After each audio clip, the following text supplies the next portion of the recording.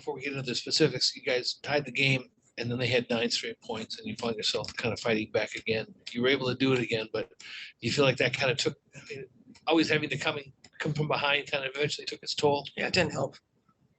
The offensive foul, actually. Offensive foul could have been a correct call, but the flagrant foul. So I think that started that. So that momentum went the other way. But as you said, we got ourselves back in it and tied the game on Rachel's jumper.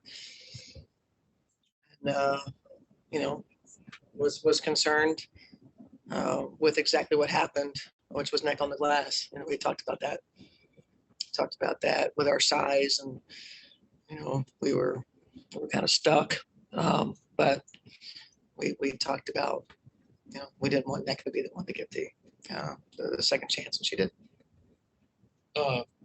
43 field goal attempts, free throw attempts, I'm sorry, which is a season high, obviously, but 22 field goal is a season low. It's kind of a strange game. You're able to score your 80 plus points, but it was just a strange way to get there.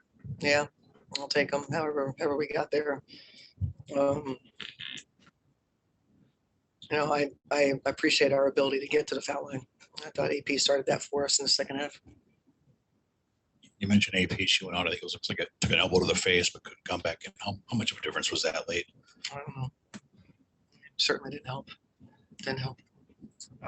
This is the second time in the last few games that you've turned to Rachel late in the game to try and provide a spark. Just what have you seen from her in these games that you felt has given your group a lift? Well, in this case, Mariah's injury, quad injury, was the reason. I didn't think that Mariah could get to places that we need her to. It wasn't worth her trying to and potentially, costing us more than just the game.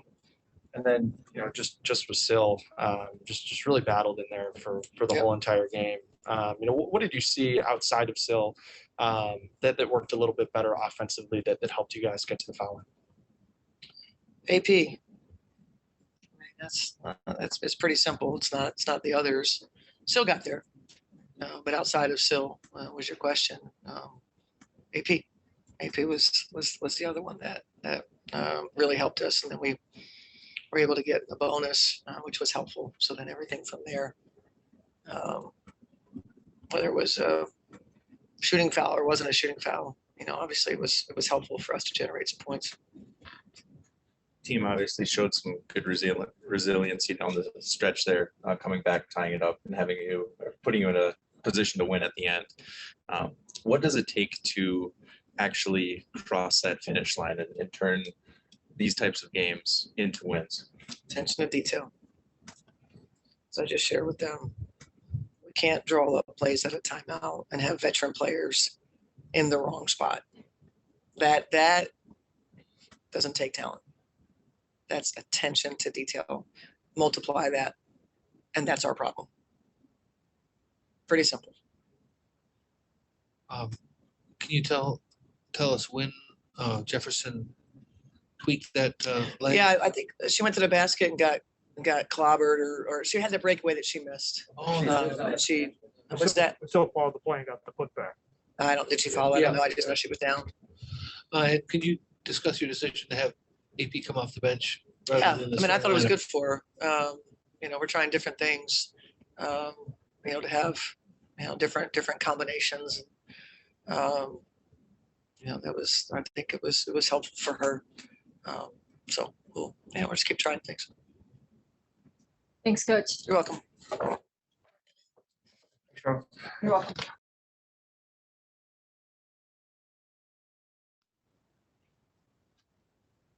You tied it up with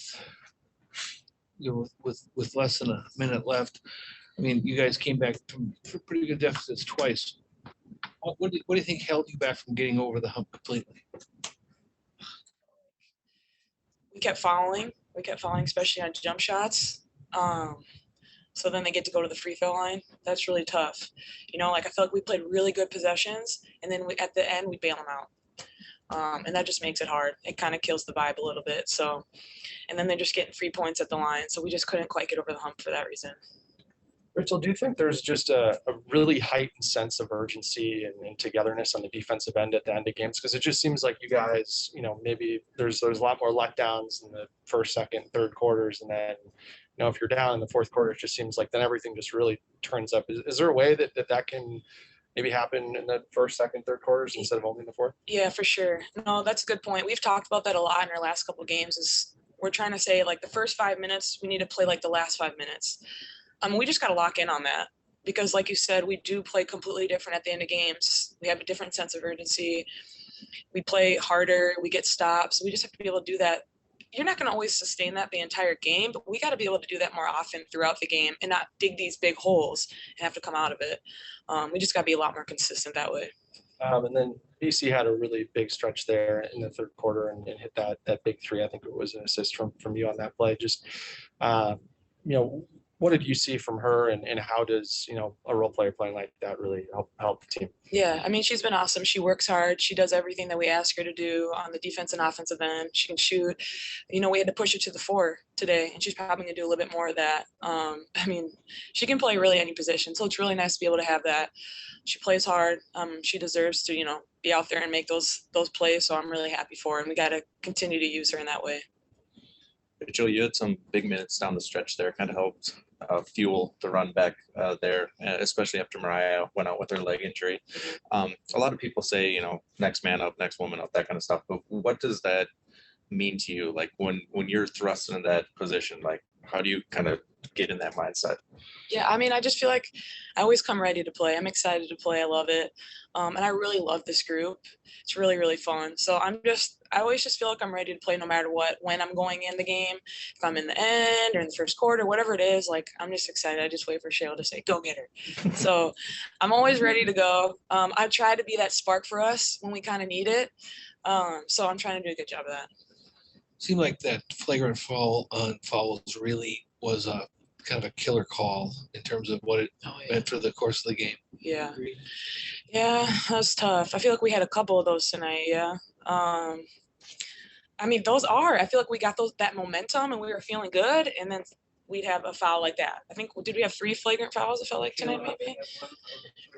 Yeah. I felt like there was a bunch. Yeah. So yeah, the stuff like that, it just kind of kills the momentum. But like Cheryl says, we got to still figure out ways to win the game through those kind of things. So, I mean, that stuff is going to happen. That's part of basketball. So we got to find ways, like I said earlier, not dig ourselves in the holes, not foul jump shot shooters, stuff like that. Get rebounds. So. And then forgive me if this has happened in previous games, but it looked like Sil huddled everybody up after the game on the floor. Looked like she was pretty passionate in what she was saying. Would you mind sharing, what she told you guys in that moment? We always huddle, but I definitely think she was a lot more passionate because we need to have more of a sense of urgency right now, and we got to figure it out. And games like this are heartbreakers, especially at home. Like this is when you need to win your games. Home games are huge. So she was just saying, like, we got to go, keep sticking together, but we got to step it up, and we got to start doing the little things better.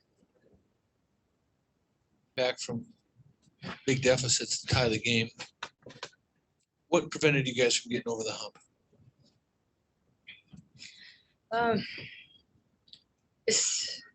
we were down 17. I think the biggest thing is just the little things. It's like we'll do like 3 things right, and then the next 3 plays we're making these tiny, like shooting ourselves in the foot almost. It's hard to like put into words because we talked about it so much. We watch the film, we do this, we do that, we harp on it, we understand. But when it comes to putting the game together, we're having a hard time right now putting the full 40 minutes together. I think our fans deserve better. We need to win our home games. Right now, it's very fresh, but the only thing that we can do, the only thing that I can think of, because I'm sitting there pacing in the shower, is get back to work. And as rough as it was, I still enjoy being out there with my teammates at all times. I think that's another thing that I'm trying to hang my hat on is that, together, we're still figuring this stuff out. I don't want to cuss. Normally I would say a different word. We're still figuring this stuff out. And it's a long season, a compact season, but it's a long season. And what is that? So we just played 9 games. We have 27 left. Now we go on the road for 3 games, and that's the beauty of this league is that we do have another game soon. But you know, these little mistakes and these little droughts that we have is costing us right now, and we got to find a way to put it together. There is no excuses, you know. I don't want anybody feeling sorry for us. I don't feel sorry for myself. None of our teammates feel sorry. We got to get back to work and get back to feeling confident on both ends of the floor, and that's what I'm looking forward to. That's all I can look forward to. It may not be realistic to have just like 10 out of 10 sense of urgency the entire game, but it feels like you guys really ratchet things up in the fourth quarter, especially when you're down. You play really, really well. Just what do you think it's going to take for some of that to show up potentially, you know, sooner than the fourth quarter? It's a mindset, it's a mentality, it's a will, you know, keep that effort. You know, we're going to make mistakes, but I mean, I don't want to keep going back to last year, but there was a point last year where we were just flying around. We were flying around with energy and effort, and that's what won us games. And we got to figure out how to do that and have a will to do that, and they want to do that in order to win games. It's really, really hard to win. We talk about this all the time. Talk about coach. It's so hard to win games against anybody in this league. It doesn't matter. First 1 through 12, it's so hard to win games, and we have to understand that mindset on both ends of the floor. You know, shots are going to go in. They're not going to go in. You know, but whatever. But on defense, that's what this you know, that's what Coach hangs her hat on. She's a defensive-minded coach, and that's something that can never turn off. And so we have to find a way. Like, there is no excuse. There is no, oh, well, this, oh, well, that. Nah, like, I hate losing. I hate it. You know, I don't want to lose, you know, especially for this team, this organization. You see Simone out there getting her jersey retired and knowing what, you know, her and so many others have built.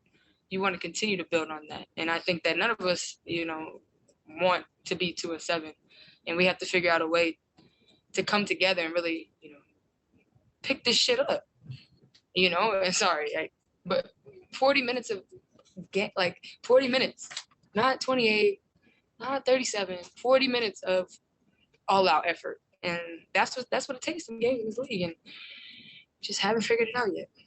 But I won't stop pushing and working until, you know, we do.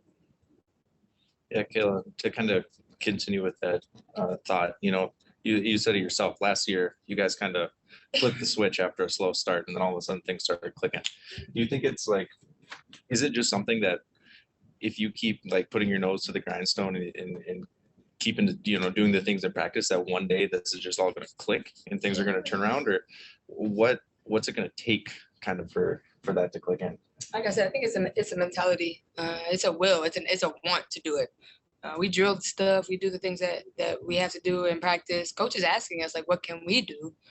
But collectively, 1 through 11, 12, we have to figure out, you know, and be confident in who we are and our identity, which I still think we're maneuvering into finding. You know, I got here late and Mo came late, and, you know, it's a different group, and we got to figure it out, you know. And there's a lot of competitors in that locker room, and coaching staff included. So we're gonna figure it out, you know. And I am, if there's one thing I can say, I'm very proud of our fight, you know, because when Sil went out, everybody's like, oh shoot, like, you know what I'm saying? They got Liz, they got NECA, and we fought. Jess and BC and Nina, like, they fought, and I'll go to war with anybody who fights the way that we did in that fourth quarter.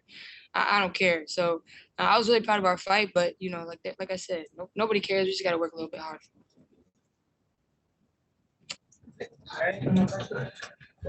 This is like therapy. I get it all my. Thanks, guys. Have a good night. Have a good night.